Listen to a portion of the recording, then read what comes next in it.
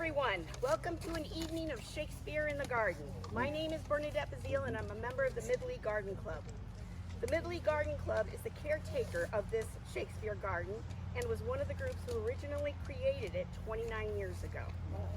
Last year, we were fortunate to receive a grant from CVEF, the Connecticut Valley Education Foundation, to renovate and update the garden. We are in the final phase of completion and wanted to reintroduce the garden to the public by way of tonight's event. I am pleased to tell you that the PaperHouse Productions has assisted us with this task. PaperHouse Productions is a local nonprofit youth theater group that produces plays for children in grades 1 through 8 and teen dramas for high school aged students. This summer they will be presenting 101 Dalmatians and You're a Good Man, Charlie Brown. This evening we are fortunate to have 4 performers from PaperHouse Productions recite dramatic readings from Shakespeare. To start, let me introduce Felipe Perez. You want to come on up, Felipe? Sure. Love to come on up.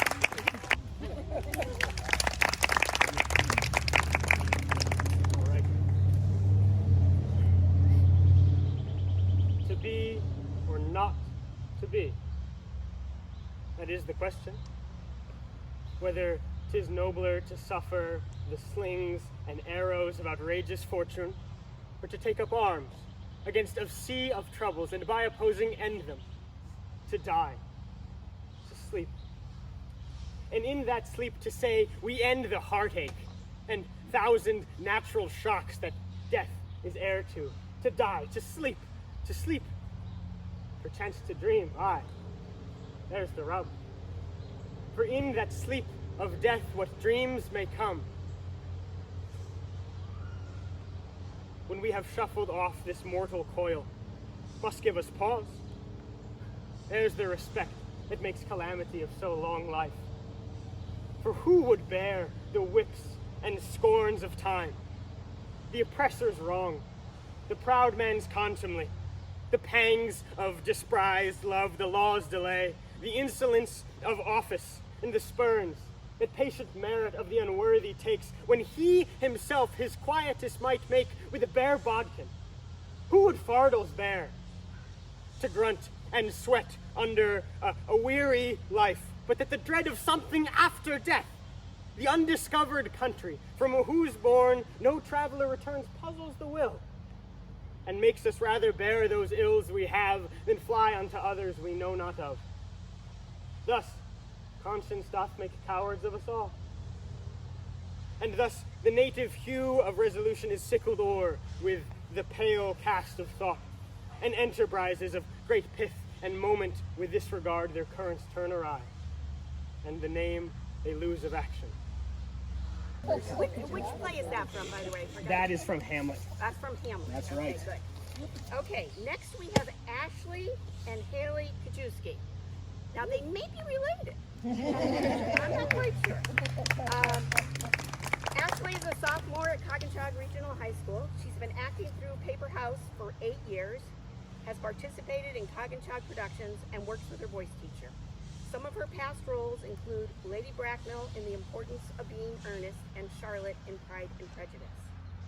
Hailey is also a sophomore at Connecticut and has been acting with PaperHouse for 8 years. Her role with them was Jack in The Importance, her last role was with Jack in The Importance of Being Earnest. Outside of PaperHouse, she has participated in the school play where she took on the role of escapologist in Matilda. Other than acting, she takes voice and guitar lessons and is a part of the school chorus and band.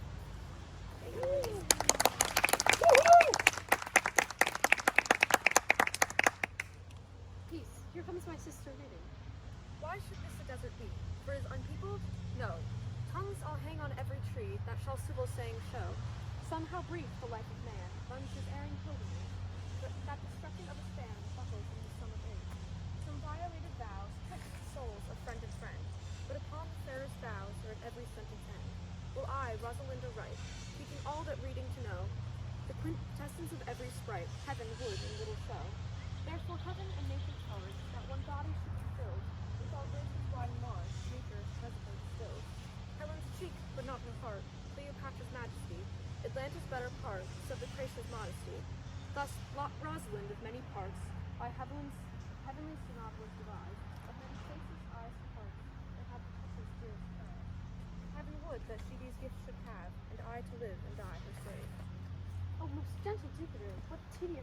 love have you wearied your parishioners with all, and never cried, have patience with people.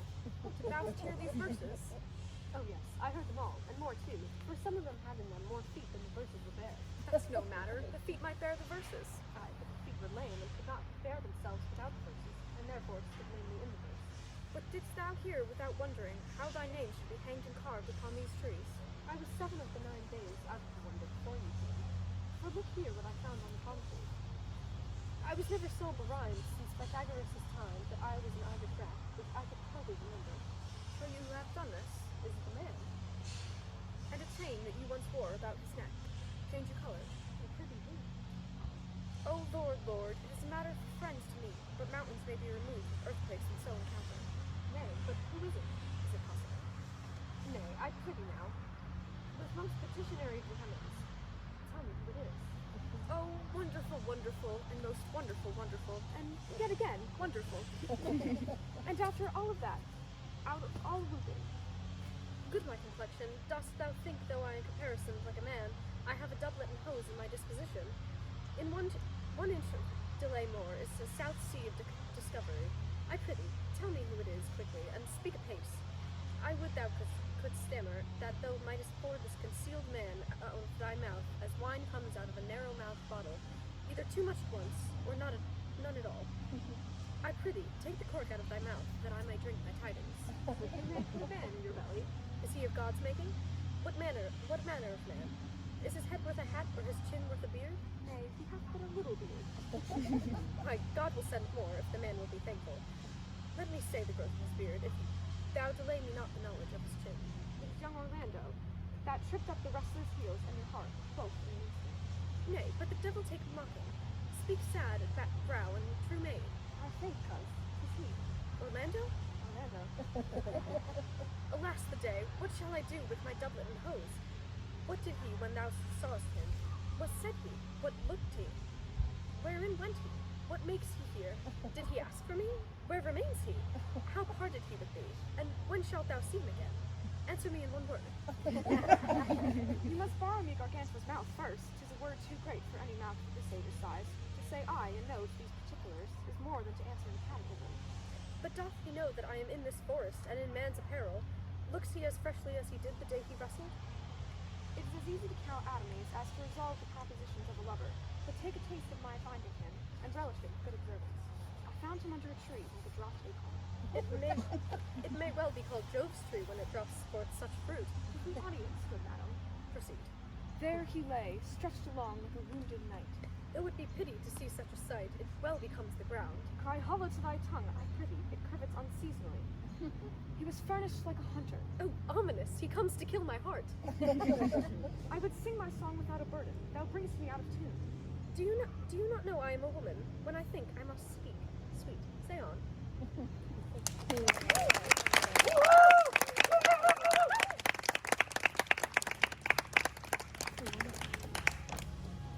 Thank you, Ashley and Hailey. Next up is Zoe Geyser. Zoe is a senior from Durham and has been performing with PaperHouse Productions since she was in kindergarten. In addition to countless PaperHouse shows, she often performs at Oddfellows and has performed in 12th Night. She will be attending Boston Conservatory of Music next year to study composition.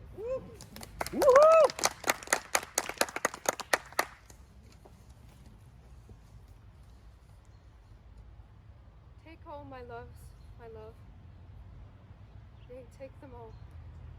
What hast thou then more than thou hast before? No love, my love, that thou mayst true love call. All mine was mine, before thou had this more.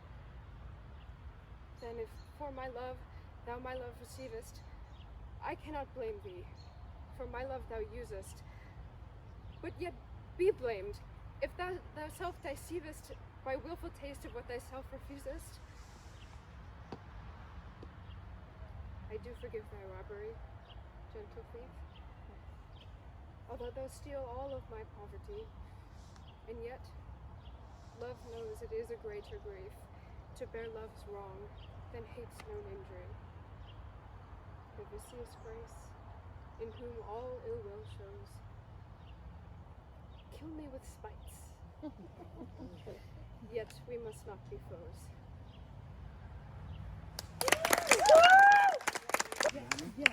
Thank you, Zoe. And we've got Felipe back again. Oh, got some sound effects here. This is the porter from Macbeth.